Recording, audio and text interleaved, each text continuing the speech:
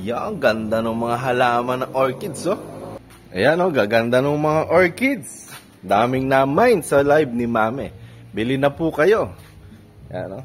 So, hello po. Nandito po uli ako ngayon. Yan. Meron pong bumisita ngayon sa ating farm. Kaya iba-vlog na rin natin. Wala pa tayong mai-upload, eh.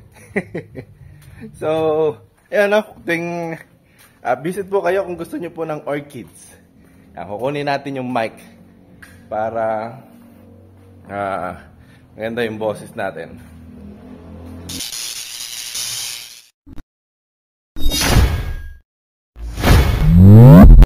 Ayan, so may mic na po tayo. Nakuha na natin yung mic. So pupuntahan natin ngayon yung customer na lumibot po sa atin ngayon. Nakakakain ko lang din. So naka-uniform pa tayo. Ayan. Nag-duty po ako galing night. Then pumunta ng Pampanga doon sa inutos ng kapatid ko. Kakauwi lang po. Hindi pa ako naliligaw, mamaya na lang. So, makikita pa rin po natin yung tarapal natin dito. Ayan. So, pamimigay pa rin po natin yan.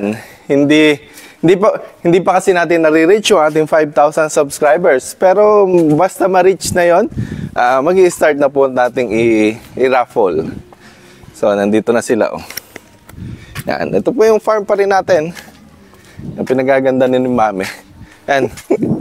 Ako'y mahihiyain po ba? Konti-konti na lang. Yan. Nakagano na lang tayo. Ano po ba ang kuha natin? Ha? Ano po ba ang sadya natin dito? Yung circular natin. Opo. After nakita ko na yung tarpaulin mo, work ko sa gagawin ko. Ayan o, dami na pamain ni Mame. So, LBC na yan. Ano po yan? Mga halaman po. Tapos ito naman, ito yung sa tarapal na in-order po sa atin. So, meron po kami dyan, 2 pirasong stock. Tapos, yung rest stock, kukunin ko pa sa Manila. Nasa port na. Ayan, may papayang seedlings tayong binili. Ayan o, dami. 100 pieces po yan, tatanim po uli natin. Then, ayan o, hinog na rin yung mga grapes. Integrated farming po tayo dito eh. Yan, pupunta. Ayun o, hinog na. Pangsuka na, maasim na. Tikman mo na ba yan? Oo po. Maasim. Medyo, ayan, kuha po kayo. Yung mapula. Ayun ba, yung mas mababa.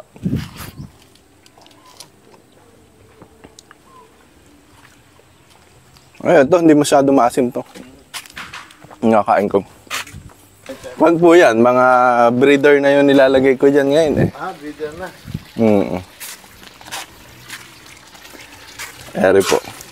Ayun po yung ginagawa namin doon. Binutasan namin. Nilagyan ng mataas. Kasi kapag ang ginawa nyo po dyan, tinakpan nyo lang, walang pataas na gano'n. Eh, baka takpan lang na isang hito yan, hindi na makakapag-drain. So, paano mo na-idikit yung... Ito mismo yung tarpaulin na bibig? Hindi po. Mas makapal po dito, tapos mas matibay dito. Kasi ito, nabili ko lang, hindi pa maayos yung pagkakadikit eh. Butas-butas na kaagad nun. Kaya naghanap po ako ng magandang supplier. Yun na nga po yung binibenta na po namin ngayon. Na tarapal. Opo. So yung binutasan mo lang yan? Yan po, yung mga nabili po namin dito, yun, binutasan lang namin, tapos dinikitan ng Nailtex. Then inilagay itong tubo, didos. Tapos binutas-butas po na ganyan, dyan na po nagde-drain yung tubig. Then, kung di ba, nakita nyo, kunyari, solid waste po yan, mga sobrang feed, so kaya mga tayo-tayo ng hito. Pagka po umiikot yan, tumitingin po sa gitna. So, kapag ka nagde-drain, dito po diretso yan, sa settling tank. Pero pwede naman mag 100% din. 100%. Eh, kapag ka kasi dito mo nilagay, lahat ng dumi yan, mapupunta dito, mapipilter po nitong net. Tapos, de-drain po namin dito, araw-araw. Aakit na gano'n. Opo. So, yung umakyat na wala nang dumi, binabalik ng pump. Ang ilalim nito, sand, diba? Sand lang po yan. Nakaklibi din po yan. Nakaklibi rin. Opo. Sand lang din yung ano. Opo. Yan. Simple lang naman po yan. Equal lang po yan. Ginawa lang po ng tao namin itong 3 piraso. 5 araw lang. Lalo na pagkakabisado na gagawin. Ayun no, yun, di ba tumutulo, yung pump, binabalik yung tubig. So, yung pagbagsak ng tubig na yun, may kasama ng oxygen yun. So, hindi mo na kailangan ng aerator pa. Ang ginawa po namin, di ba, tuloy-tuloy yung education namin. Nung once na malaman namin na kailangan ay 1 year yung breeder, diniretso na po namin lahat sa breeder. Nag-diversify ka sa ano? Nag-divert na po sa breeder. Lahat na po yan, breeder. Pati yung nandun sa kwan. So, yan po yung mga pinipisa namin. Ang grow out po namin yan, meron doon sa lupa, sa earth pan. Dito hindi ka pa nag-grow out dito. Na ano? Ginawa. Wala kang tank na grow out. Sa ngayon, wala po. Nilipat mo namin muna doon sa lupa. Kasi, yun nga, konti na lang yung fingerlings po namin. Pagka nagpa 5 inches, binebenta namin. Magkano benta mo ng 5 inches? 5 pesos po. Dito kami nagsimula, oh. Diyan sa... Nandun naman din po sa page ko yan, tsaka sa YouTube. Tingnan po natin yung tarapal. Kala ko po may kasama kayo eh. Wala akong kasama. Doon po yung tarapal natin. Anong trapal? Naka-seal pa po eh. Yan. Binebenta po namin. Kasi po, mas maganda yung binebenta namin. Anong depth nun? Same lang po yung sukat. Opo.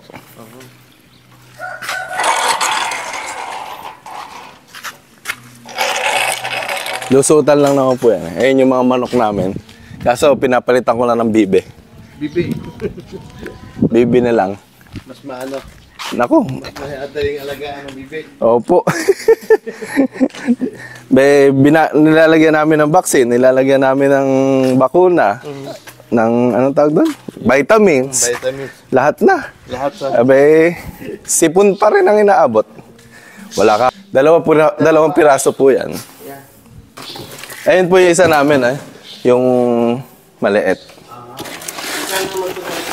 5,000 po.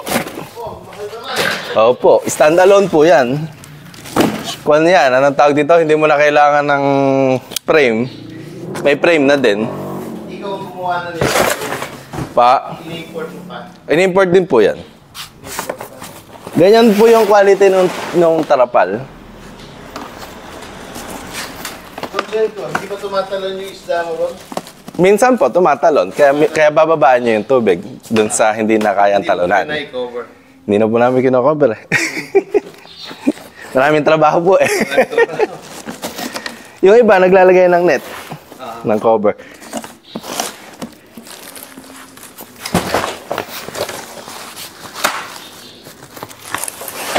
Galing pa akong duty niyan eh. Nag-duty po. Sa hospital. Sa hospital? Ayan. Akala ko hindi ka na nag-ano. Ngayon po, pinag-duty ako nung misis ko. Hindi kasi kami nagkikita. Duty rin siya ng duty. Ano ba siya, nurse yan? Doktor naman po. Tandem kami. Saan kayo nag-duty?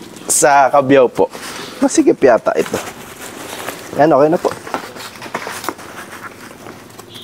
2 beses ang linggo. Ma-light naman pala. Pero siya, halos 6 days a week. Tapos hindi lang 12 hours, 24 hours pa. Hindi kami nagkikita. Doon na lang kayo nagkikita sa ano. Napilitan po ako mag-duty sa ospital.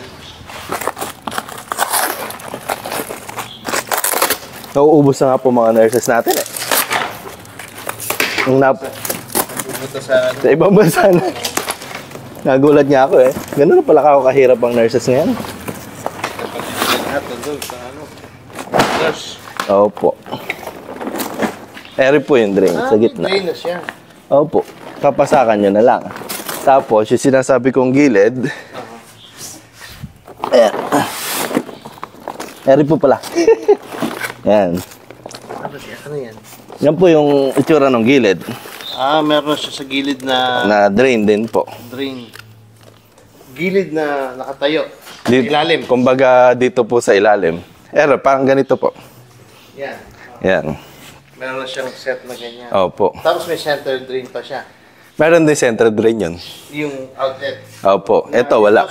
Dito sa... Ay, inkwal lang po yun. Butas lang yung kamukha nito. Oo.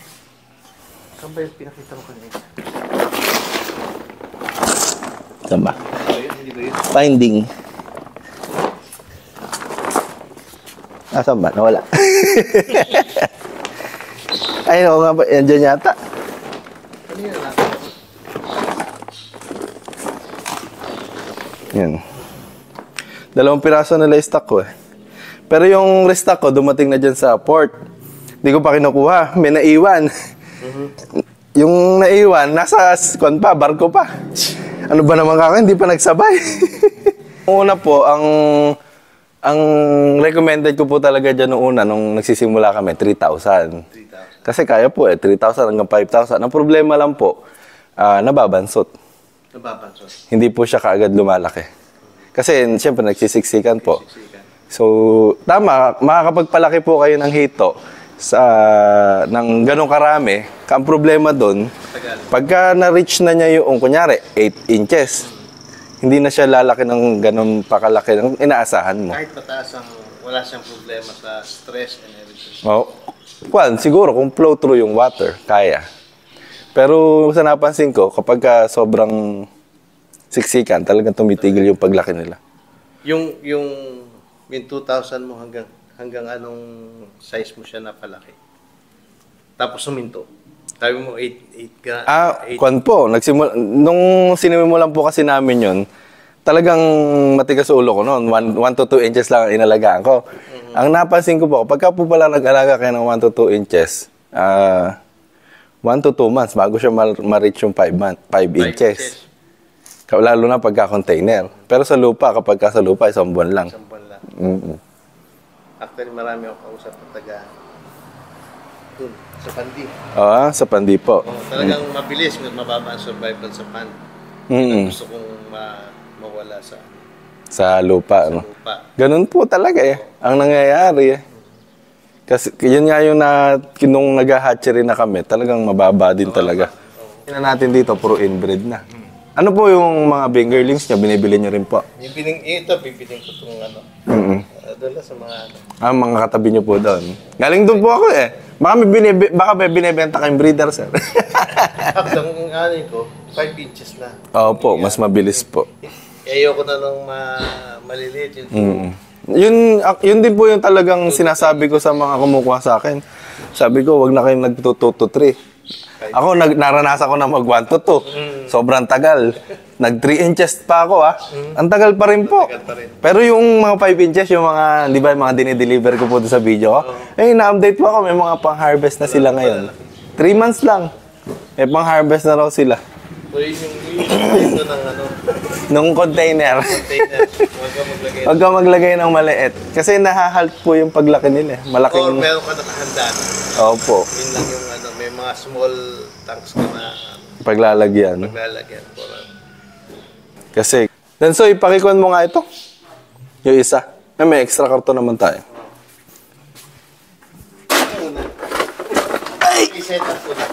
Ito po, kuha na lang. Tawag dito, pang-repair. Pang-repair? Oo. Yan na lang. Ito na lang po. Ito na lang ibigay mo sa kanya. Ito, pakitupi mo, ilagay mo dito. May na rin nata dito. Ay, meron na pala dyan. Ito pala, may may O-ring. O-ring, isang O-ring lang ata sila. Opo. Doon po sa isa yan. Ba't parang yung isa wala? Ito, wala. Ano? Baka meron pang isa rito. Hindi po. Kung lang yan, isa-isa Ito pang repair. Opo, yan, pang repair. Okay na po yun. Ito. Yan yung pre nilang pang repair. Yan. Pag-express, pick up siya. Tapos pwedeng gawin mo kung na-receive. Sige po, wait. Asan ba si mami? Asan ba yung resibo? Okay, mami?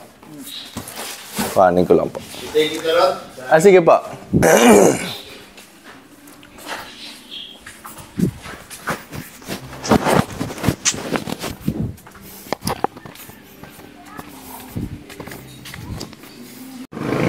Ayan, lumabas na, umalis na po pala yung ating subscriber.